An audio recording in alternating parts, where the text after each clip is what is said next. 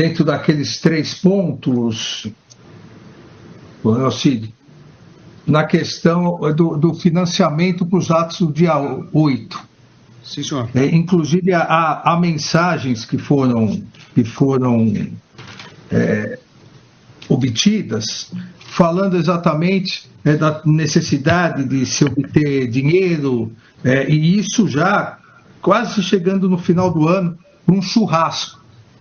Quase os mesmos termos que eram utilizados para a festa da Selma, um churrasco que derivou no dia 8 de janeiro. O senhor tem alguma informação sobre isso?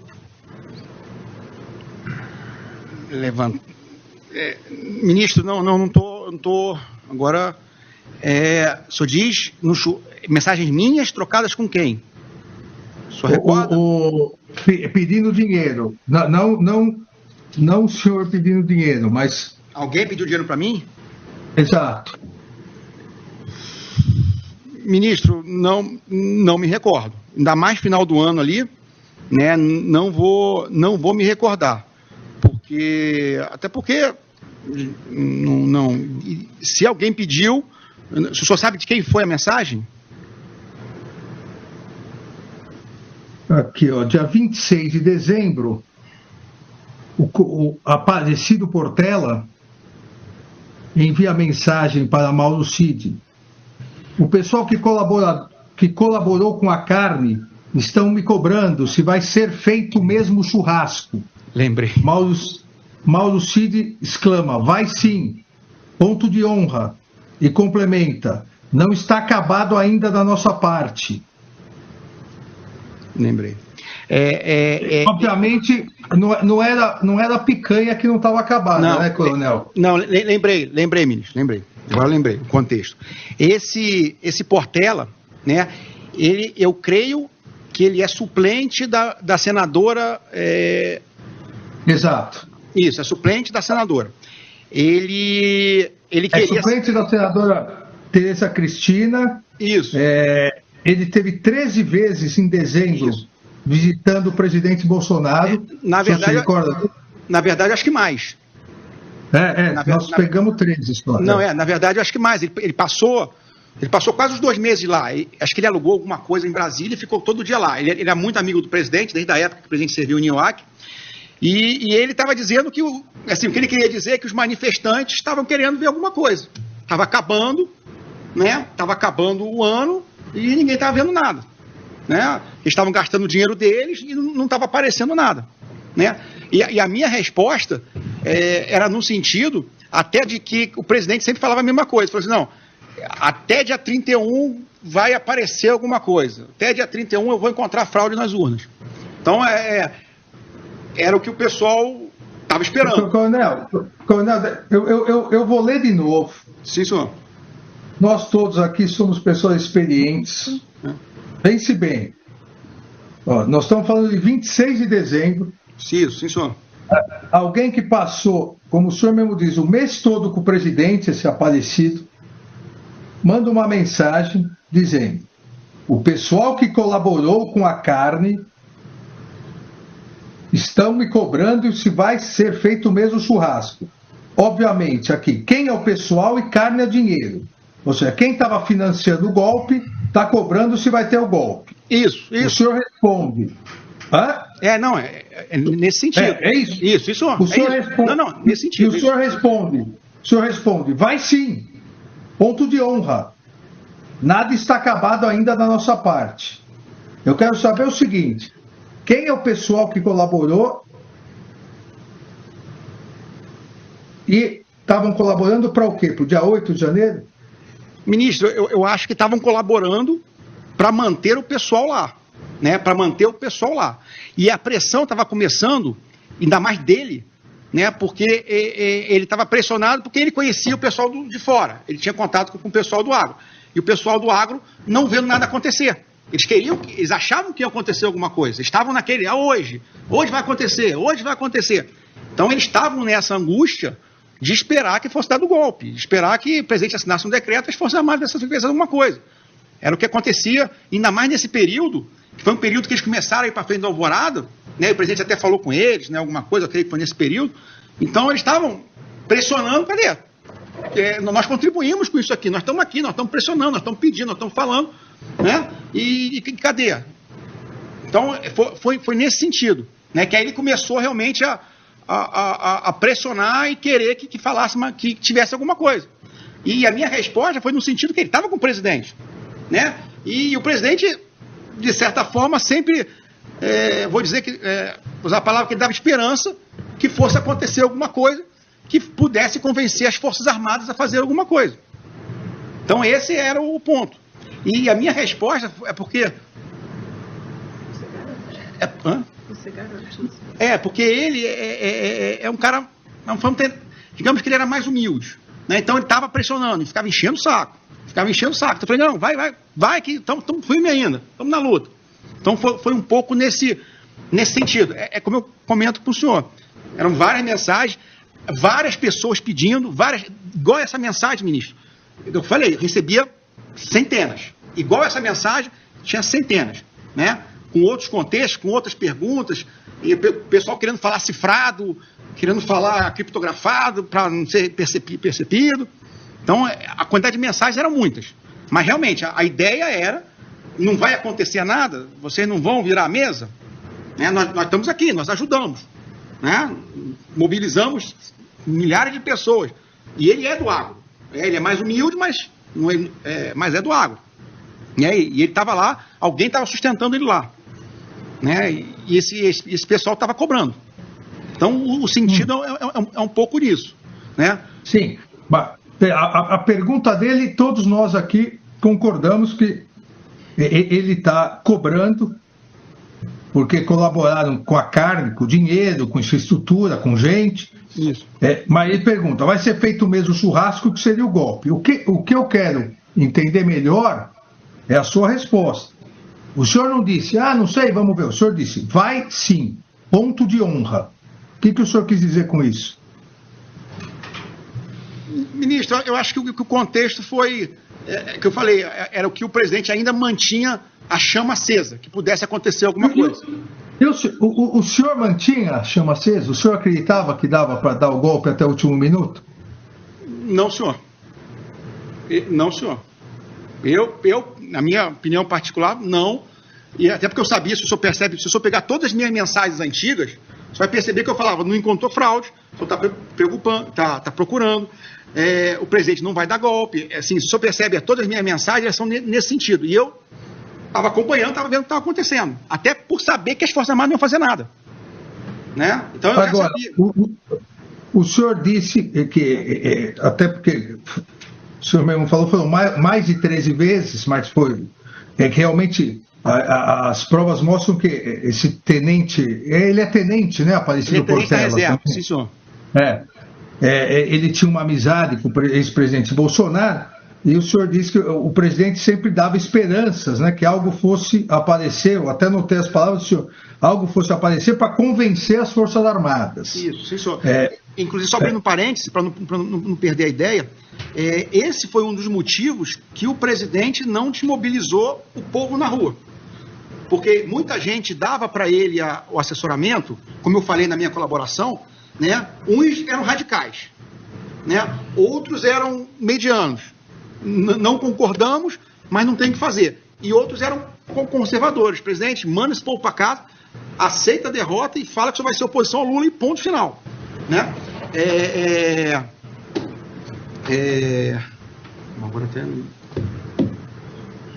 Não, até o Não, o senhor falou que esse foi um dos motivos para o presidente não desmobilizar as pessoas nos quartéis. Então, mas aí, por que o presidente falava? Eu não chamei o povo, não tem uma mensagem minha chamando o povo para a rua. O povo veio porque quis. E segundo, porque ele tinha esperança que até o último momento, né, até ele um dia falou, Papai do Céu sempre ajudou a gente, vamos ver o que aparece aí. Que até o último momento fosse aparecer uma prova cabal que houve fraude nas urnas. E aí sim, todo mundo visse, e aí teria aquele povo na rua, mobilização, as Forças Armadas. Então, eu acho que esse era o que passava na cabeça do presidente, assim, no tempo que eu estava com ele. Tá. Vamos lá, Cristina. que, em relação à troca de mensagens com Aparecido Portela, o colaborador afirma que o mesmo realmente era amigo do então presidente Jair Bolsonaro e esteve por inúmeras vezes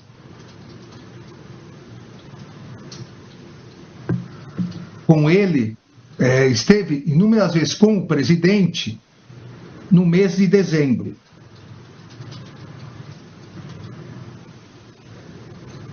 E incentivava a realização de ações que possibilitasse a ruptura institucional.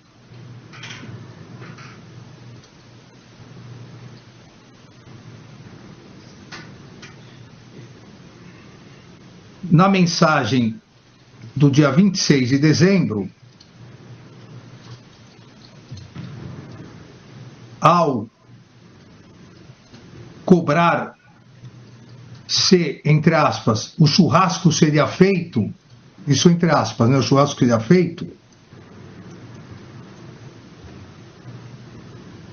Aparecido Portela estava cobrando a realização, cobrando a efetivação do golpe.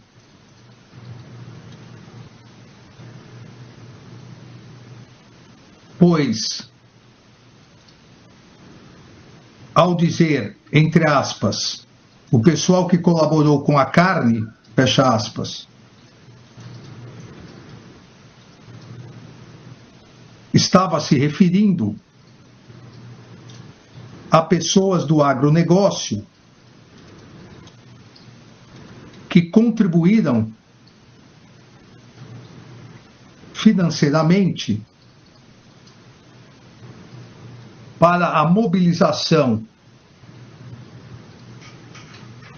e manutenção de inúmeras pessoas na frente dos quartéis.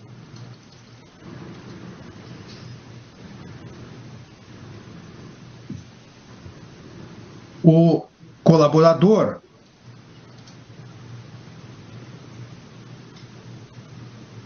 afirma que não acreditava na possibilidade da concretização de um golpe, uma vez que as Forças Armadas, em especial o Exército, não é, Tenente? Né, Coronel? Sim, senhor. O especial Exército, que tem a capilaridade. A capilaridade, tem tropa na mão. Força Aérea não tem, a Marinha também é pouco, mas não tem. Então, refaz aí, então, lê para mim de novo, Cristina, esse finalzinho.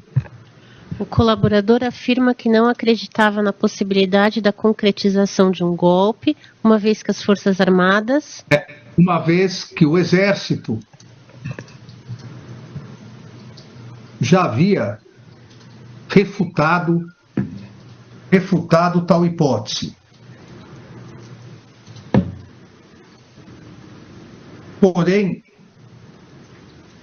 atitudes como essa de Aparecido Portela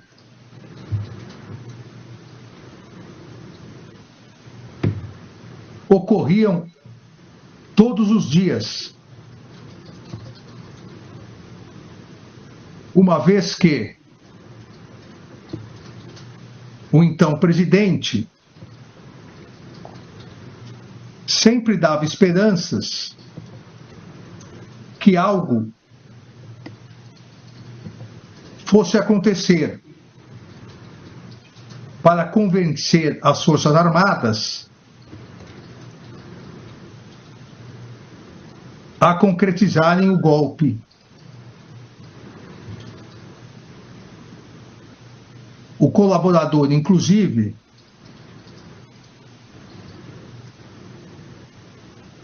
afirma que esse foi um dos motivos pelos quais o então presidente Jair Bolsonaro não desmobilizou as pessoas que ficavam na frente dos quartéis.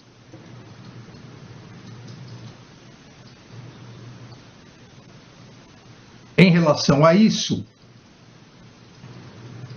o colaborador também se recorda que os comandantes das 3 armas, ou das 3 forças, assinaram uma nota autorizando a manutenção da permanência das pessoas na frente dos quartéis por ordem do então presidente Jair Bolsonaro.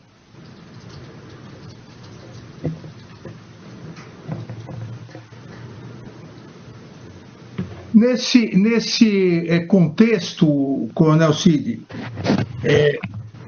como continuou a conduta do general Braga?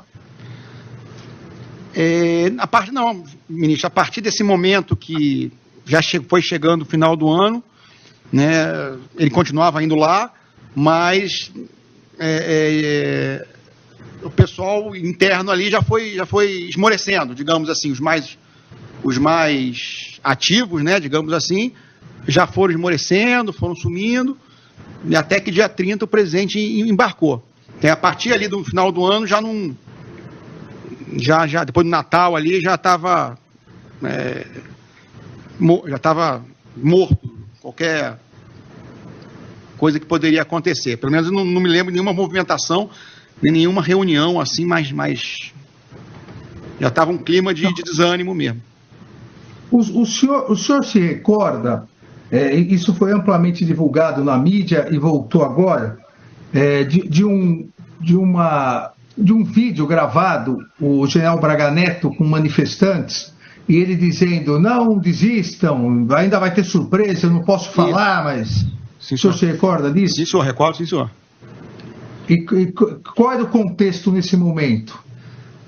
Em relação ao general. Isso, é que eu não me recordo a data, mas eu creio que provavelmente deve ter ligação que eu não me recordo a data, mas deve ter ligação com esse planejamento que estavam fazendo, deve ter ligação com as reuniões com o comandante do Exército, né, as pressões que o comandante do Exército estavam sendo feitas sobre ele, né, principalmente sobre ele, e que ele esperava que alguma coisa fosse acontecer. Eu acho que era todo esse pacote de contexto que estava acontecendo nesses 2 meses no final de 22.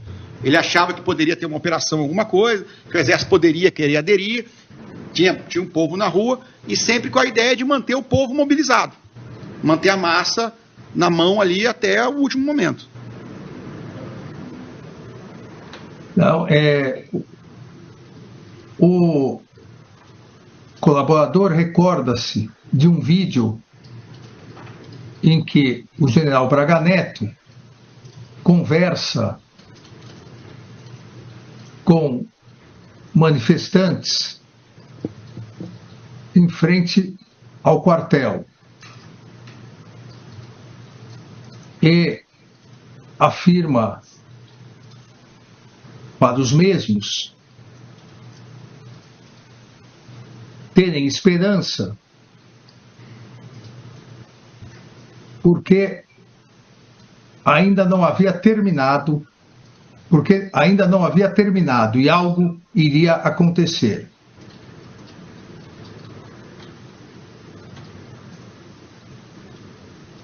Sobre esse vídeo, o colaborador reafirma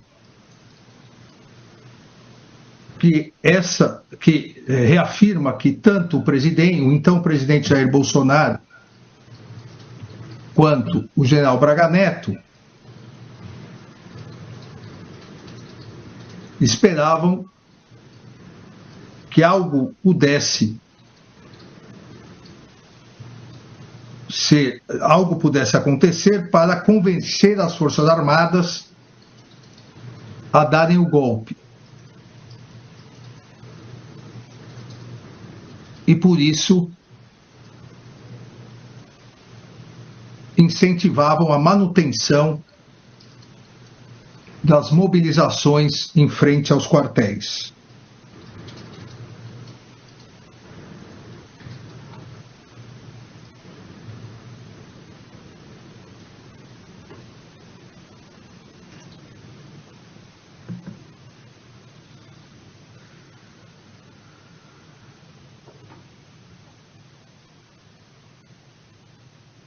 O senhor se recorda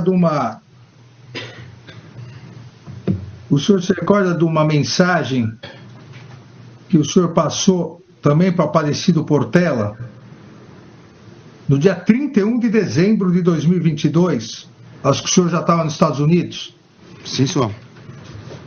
Dizendo, abre aspas, sei que minha cabeça está a prêmio, sei que posso ser preso, mas pela nossa liberdade vai valer a pena.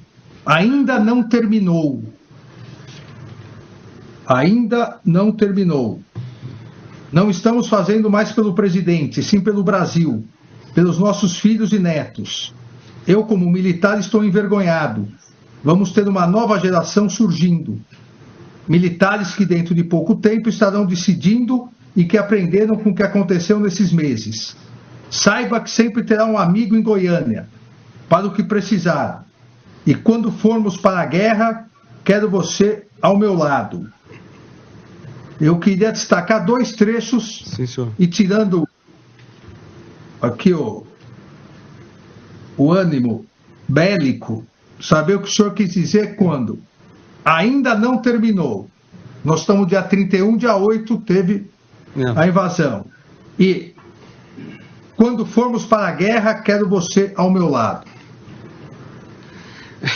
Ministro, eu sei que as mensagens, às vezes, quando são escritas assim, mas é que, como eu falei para o senhor, digamos que ele estava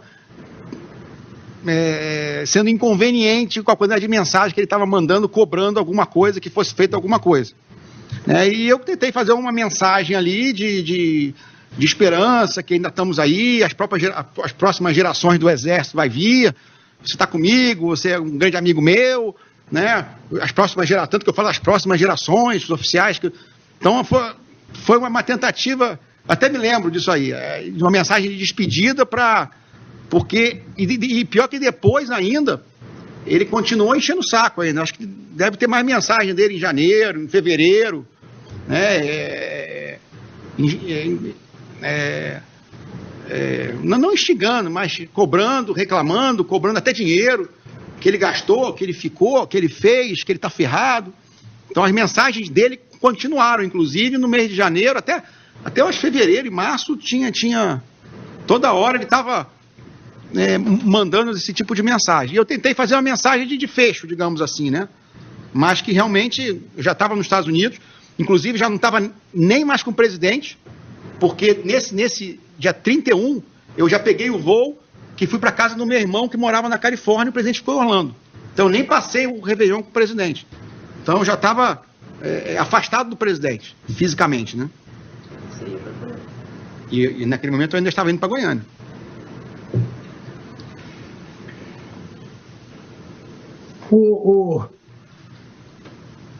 O senhor disse há pouco tempo que, em relação à reunião do 7 de dezembro, que era uma reunião, uma expectativa nas Forças Armadas, porque as forças sabem, né, ficaram sabendo da reunião, tudo.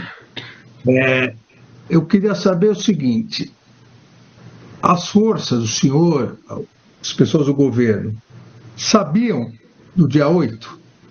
Eu não digo nem das consequências do dia 8, mas sabiam que algo ia acontecer no dia 8? Não, senhor ministro. O dia 8 foi uma surpresa para todo mundo, os militares estavam de férias, né? Inclusive, tem uma mensagem minha trocada para minha esposa que está no inquérito, né? Que está aquela confusão toda, né? Prendendo as pessoas, e aí os presidentes dos países, né, apoiando o presidente Lula, né, rechaçando o que aconteceu, e aí eu falo para ela, imagine se o presidente tivesse assinado alguma coisa, o caos que ia ser. Né? Então, ninguém nem sabia o que estava. O dia 8 foi uma surpresa para todo mundo. Os militares estavam todos de férias, eu já estava desligado, eu estava de férias da casa do meu irmão, né, e realmente foi uma surpresa muito grande.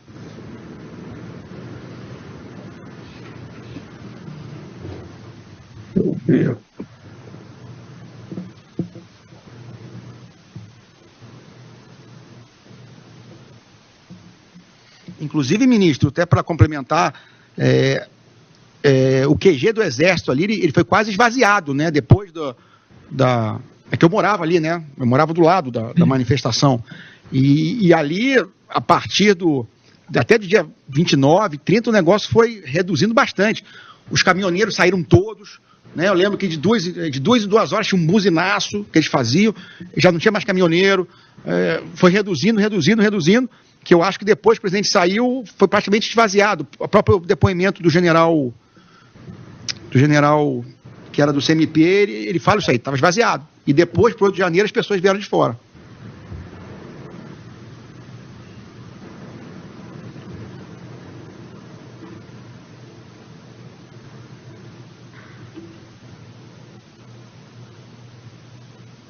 Só um segundinho.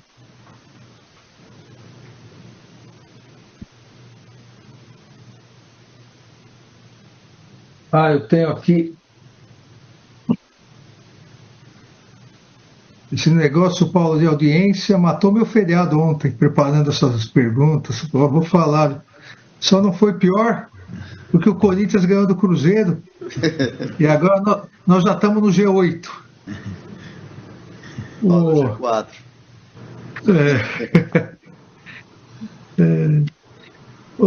Eu queria, mudando um pouco agora na verdade tudo dentro do mesmo contexto, mas não no dia 8,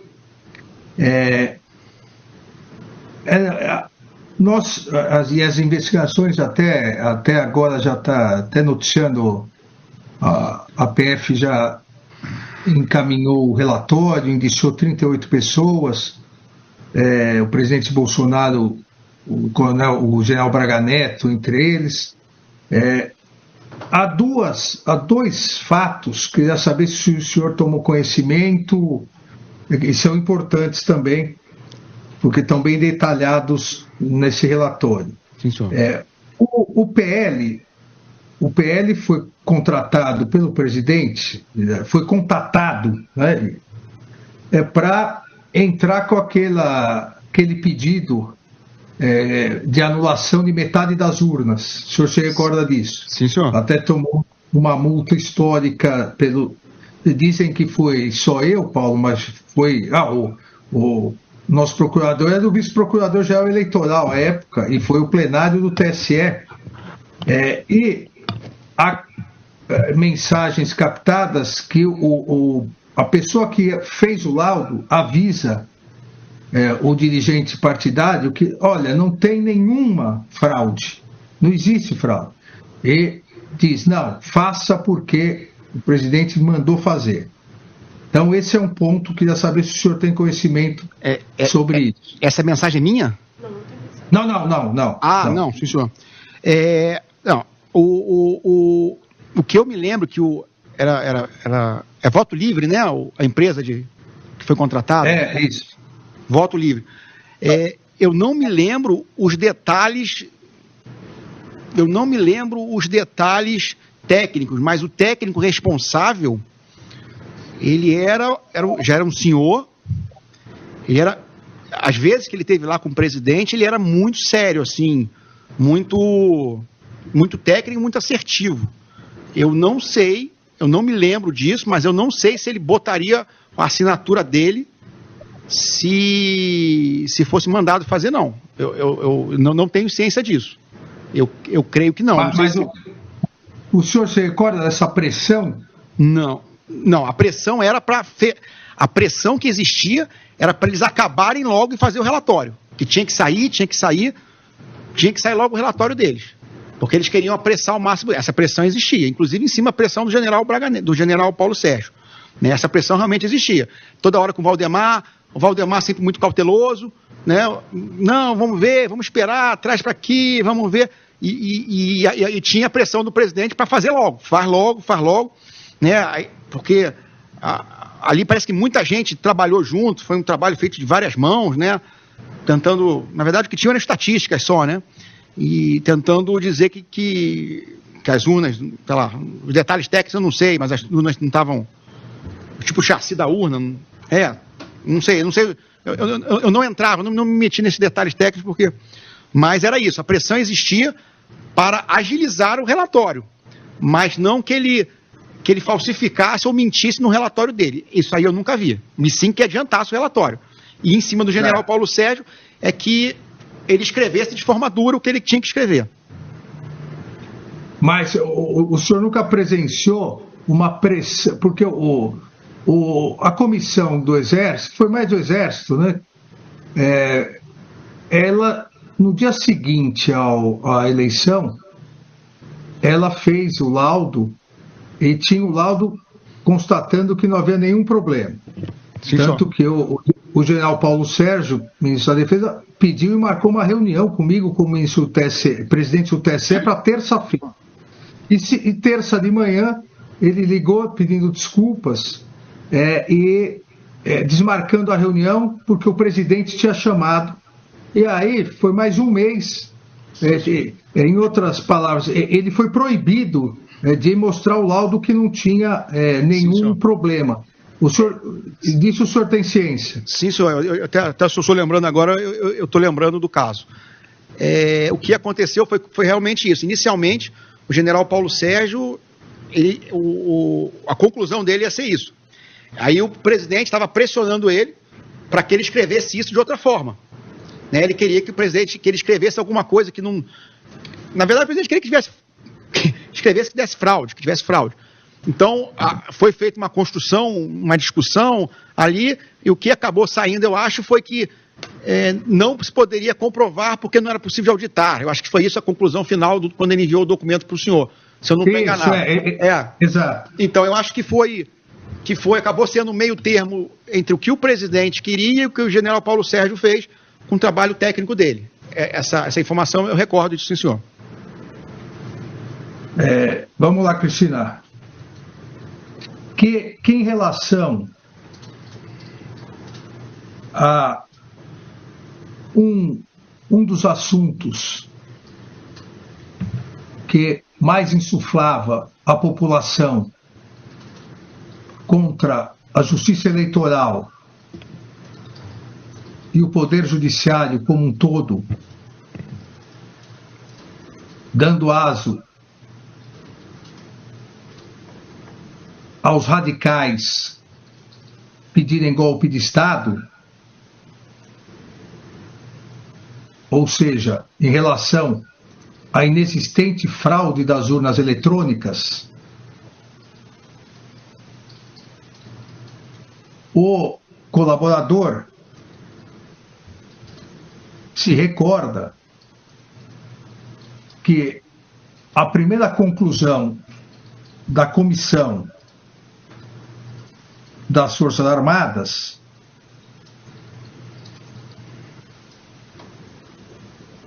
era pela inexistência de qualquer fraude no processo eleitoral ou na utilização das urnas eletrônicas. Porém, o então presidente Jair Bolsonaro não aceitou essa conclusão das Forças Armadas. e exigia do então ministro da Defesa, general Paulo Sérgio, que demonstrasse a existência de supostas fraudes.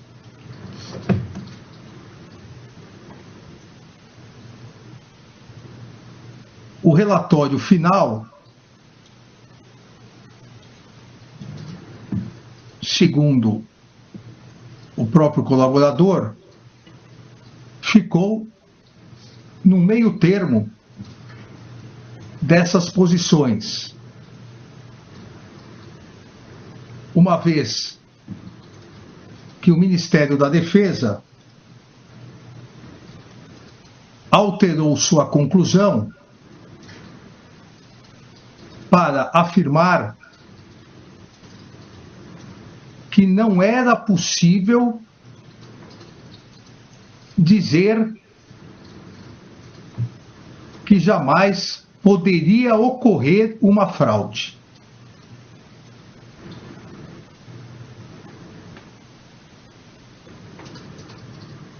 A alteração dessa conclusão se deu exclusivamente pela determinação e insistência do então presidente da República,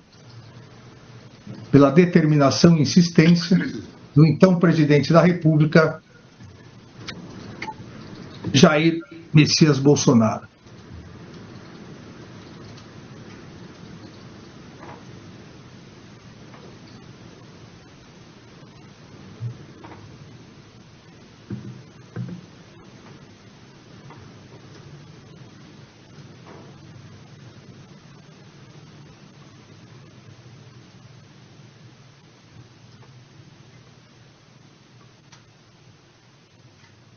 Bem, eu estou satisfeito, acho que eu me recordo, são os pontos mais importantes. Doutor Procurador-Geral, alguma indagação, se recorde? Não, ministro, nenhuma indagação. Doutor Joaquim Cabral. Eu tenho, Excelência. Em relação ao Aparecido Portela, além dessa contribuição efetiva que ele fazia, ele também era um recebedor de outros valores do agronegócio? Como é que funcionava? Não. Pelo que eu vi do Portela ali, inclusive ele ficava na sala de espera do presidente. Eu não entendi. Ele ficava sentado ali, só ia almoçar com o presidente, tomava café com o presidente, não entrava nas reuniões, não ficava enchendo o saco do presidente. Não, mas eu falo em relação até àquela mensagem que o ministro Alexandre destacou, que ele fala da carne que ele fornecia, que eles esperavam o evento, então, que é o lastro material que ele dava para manter os acampamentos. Assim, eu acho que não, porque ele não tinha dinheiro. Ele era... É simples, não era... É um tenente da reserva, muito simples. Inclusive, tinha outro cara financiando ele. Então, mas é isso que eu estou perguntando. Ele intermediava esse financiamento para... Não, acho que não. Assim, porque ele não saía do Alvorada. Alguém financiava ele, tá? Mas ele não saía. Ele falava assim: o presidente é meu amigo, me ajudou muito, e eu só saio daqui com ele. Então, assim, e ficava sentado mesmo. Ele passava o dia todo sentado lá. Então, eu não via ele indo nas manifestações, voltando, né? Mas eu sei que tinha um cara que talvez às vezes vinha junto com ele, que era o que mantinha ele aqui em Brasília, nesse tempo todo, né? Satisfeito. Quer que conste, doutor, a necessidade? Não. Tá. Doutor Bittencourt, doutora Vânia.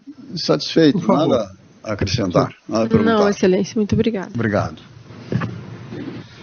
Então podemos encerrar o depoimento e no termo mesmo.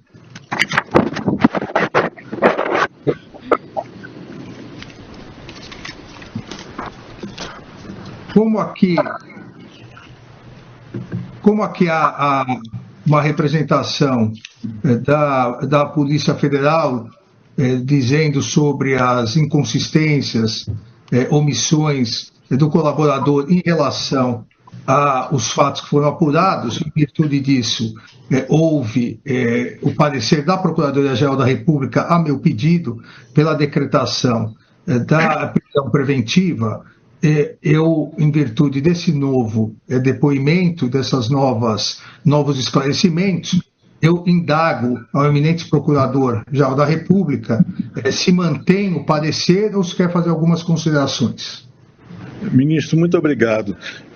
Eu ia mesmo pedir para fazer uma retificação do parecer depois dessa audiência do colaborador. Eu acho que essa audiência demonstrou uma disposição suficiente para esclarecimento de fatos e, inclusive, com explicação do grau de conhecimento direto que o colaborador tinha dos acontecimentos, dos eventos. Isso acho que parece neutralizar o pressuposto para o pedido de prisão. Então, numa nova manifestação, agora já em audiência, eu sugeriria que a prisão não fosse decretada. Muito obrigado. Agradeço, doutor Procurador-Geral da República. Passo a palavra à defesa para a manifestação antes da minha decisão. A defesa só cumprimentar meus trabalhos, inclusive a testemunha, que deu uma contribuição assim, extremamente importante, e nós não temos pergunta a fazer. Cumprimentar a Vossa Excelência. Muito obrigado. Excelência, e por fim, nós pedimos que, como o representante, o Procurador-Geral da República, que não seja decretada a prisão do nosso cliente, porque ele colaborou, esclareceu. Esse é o pedido final da defesa. Obrigada. Agradeço a Procuradoria-Geral da República, a defesa, e vamos colocar no termo, Cristina, após manifestação da Procuradoria-Geral da República, no sentido da desnecessidade da decretação de prisão preventiva, em virtude dos esclarecimentos e complementações realizados na presente audiência e da manifestação da defesa requerendo a não decretação da prisão e salientando o nível satisfatório de colaboração hoje realizado, eu deixo de decretar a prisão preventiva por ausentes os requisitos legais, mantendo todas as medidas cautelares anteriormente impostas e advertindo desde logo o colaborador que eventuais novos fatos surgidos durante a investigação, bem como no relatório final apresentado pela Polícia Federal na data de hoje, se necessário for, deverão ser novamente esclarecidos pelo colaborador. E estou sempre à disposição, ministro. Excelência, só conste que está mantida a delação também, o acordo, por favor. O eminente Procurador-Geral. Eu acho que, não tendo havido pedido para que a delação, que o acordo seja desfeito, né, e sem prejuízo de uma segunda avaliação, tendo em vista o surgimento de alguma nova evidência, o acordo de delação pressupõe-se como continuando eficaz. Exatamente, não houve, na verdade, um pedido de rescisão. Houve o relatório da Polícia Federal e um pedido por parte da Procuradoria-Geral da prisão preventiva para que depois eventualmente fosse analisada a colaboração. Mas, como houve esse pedido da defesa e já manifestação do eminente Procurador-Geral da República, a delação permanece rígida, eficaz, nos termos propostos e homologados, até que, obviamente, novos fatos surjam. Eu agradeço novamente a presença do eminente Procurador-Geral da República, sabendo da dificuldade de agenda de Sua Excelência, principalmente numa audiência marcada na véspera do feriado. Então, agradeço a participação do doutor Bittencourt pela defesa. Obrigado. Agradeço também a participação da doutora Vânia, do Procurador da República, que atua diretamente junto à minha equipe, doutor Joaquim Cabral, do meu juiz auxiliar, doutor Rafael Henrique, chefe de gabinete, a doutora Cristina. Cristina, já está pronto para a gente já sair com tudo assinadinho? Está pronto, sim. Eu vou colocar só no sistema, daí o senhor assina digital. Aí. Não, tudo bem. Passa para as partes darem uma lida, para comprovar, e daí nós já assinamos, tá bem? Eu me dou 2 minutos para beber uma água, já retorno. Obrigado, Excelência. Agora, eu vou te fazer um convite para participar do canal da CBB News. Segue a gente e ativa o sininho para receber notificações de notícias em tempo real e saiba tudo o que está acontecendo aqui no canal da CBB News no YouTube. Pode entrar, fica à vontade para curtir e compartilhar esse vídeo com os amigos. E não se esqueça de se inscrever.